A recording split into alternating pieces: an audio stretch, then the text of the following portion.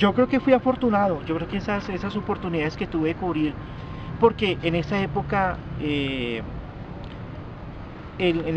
a mediados de los 80, en el país venía una dinámica del conflicto supremamente violento y apareció un grupo denominado Ricardo Franco, una especie de disidencia de las FARC, y llegó un tipo ahí, Javier Delgado se llamaba, o era el alias de él, era un comandante de un reducto disidente de las FARC que se asentó en el norte del Cauca y empezó a hacer masacres, como la masacre de Tacuello. El tipo llegó a matar 168 personas y supuestamente guerrilleros de su organización, tildándolos de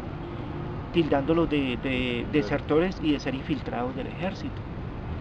Y yo fui hasta Tacuello, donde se abrían las tumbas y salían los cadáveres mutilados, descuartizados, la gente y llegó a matar niños, muchachitos de 15, 16 años acusándoles de ser sargentos del ejército, en una locura, en una demencia irracional, violenta, y el tipo cometió cometió grandes masacres en esa zona del norte del Cauca, con la famosa llamada masacre de Tacuello.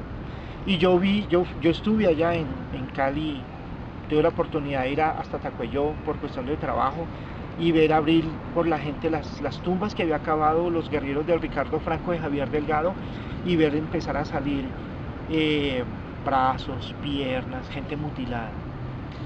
Y eso impacta, ¿sí? Entonces ya después tangencialmente me tocó que cubrir eventos del narcotráfico, porque Cali era la sede del cartel de Cali. Y en ese momento el cartel de Cali estaba en guerra contra el cartel de Medellín de Pablo Escobar.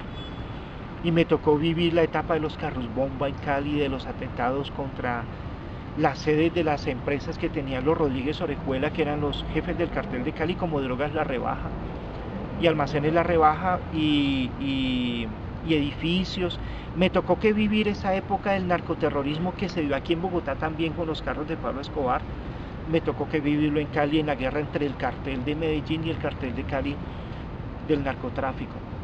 Y eso me fue alimentando, dijéramos, un deseo por conocer mucho de esos fenómenos de violencia que están afectando a todos los sectores de la sociedad colombiana. Me tocó eso, me tocó mucho toda la parte del M-19 y en el año 89 estuve en la primera etapa del proceso, que fue la llegada del M-19 a Corinto, en donde los comandantes del M-19 fueron, dijéramos, emboscados por el ejército. Pizarro quedó herido. Esa llegada de esos comandantes ahí como una especie de desafío al gobierno de Betancur, porque ya el proceso de paz se había acabado. Ya la tregua entre el M-19 y el gobierno del presidente Betancur se había terminado, y eso desencadenó, y ya después viene el proceso con el presidente Virgilio Barco, donde hay un proceso de paz en firme, y el M-19 se desmoviliza con Carlos Pizarro a la cabeza. Entonces, en zonas de Caquetá, donde yo estuve cubriendo el conflicto, las FARC eran un poder. Eran los alcaldes, eran las autoridades, eran los que distribuían a qué hora se acostaba la gente, a qué hora tenía que levantarse, cómo hacer el mercado, cuánto mercado tenía que comprar. Dirimían con su poder armado las peleas entre las parejas, establecían los castigos. Entonces uno dice, pero ¿cómo es posible que esto pase sin que un Estado entre a trabajar? Y es un trabajo de abandono y de despojo de muchos años. Claro, porque cuando usted llega a una zona donde hay grupos armados, el grupo armado lo ve a usted como un enemigo, como una... Yo tengo una anécdota, y es que me tocó que cubrir ahí en El Espino una toma guerrillera de las FARC, como por 8 horas. Volvieron el pueblo nada, porque lanzaban los cilindros contra la estación y la alcaldía, y efectivamente la destruyeron, pero la puntería no era tan fina. Entonces cayeron varios cilindros sobre el Corabastos, por decir algo, del pueblo, y destruyó totalmente todo. Se perdieron todo lo que había allí, cosechas, granos, verduras, y otros cilindros cayeron sobre las casas aledañas a la estación y a la alcaldía. Hubo 8 muertos. Entonces, cuando yo llegué allí, yo vi ese pueblo en ruinas. Era como si hubiera pasado un huracán. Y nosotros nos encontramos en el aeropuerto, llevamos una avioneta particular, varios medios pagamos yo estaba en CMI, pagamos un avión y nos llevó hasta allá, porque es lejísimos por carro. Los guerrilleros nos recibieron a tiros, el avión. Entonces resulta que el avión entró por donde no había entrado, tenía una pista de más o menos 300 metros, una pista, o sea, para aviones pequeños. Y el avión debía entrar así. Pues nosotros entramos así, o sea, no entramos en la cabeza de la pista, sino en la cola.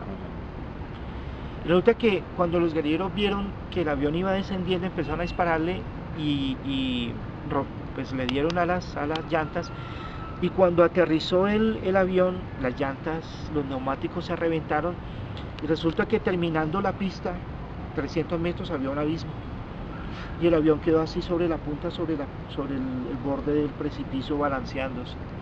No tenía, entonces el piloto nos dijo, si no se bajan con cuidado y despacio, uno por uno, el avión se va y nos matamos todos. Entonces tomamos todas las medidas con un susto muy grande, nos bajamos del avión y los guerrilleros en la pista empezaron a recibirnos a tiros, y empezamos a gritar que éramos periodistas, que no dispararan. Llegaron como 12 guerrilleros apuntándonos y nos llevaron hasta donde el comandante, y el comandante, la palabra, pues hace poquito me llamaron de un juzgado a decirme que me habían cerrado un proceso que había iniciado un narcotraficante que se llama Henry Jesús López, alias Mi Sangre.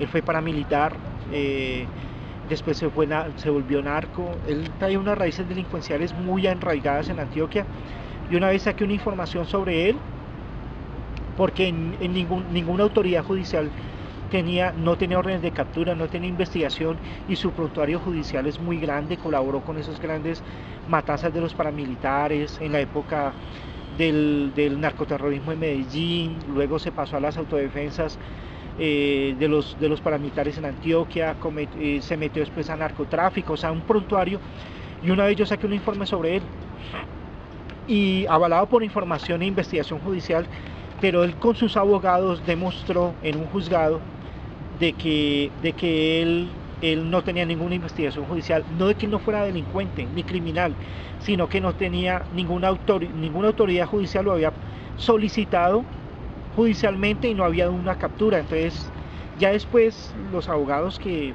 yo estaba en el Canarres en esa época, hace 2 años que saqué la información, se demoró 2 años el proceso, él me mandó razones con sus abogados, me demandó penalmente, me pidió por el noticiero que tuviera que rectificar la información, yo dije que no, y recibí muchas amenazas de muerte, que para qué me metía con el patrón, que me iba a morir, que yo era un HP, que lo había tratado mal, y eso genera siempre miedo, genera siempre angustia y desazón.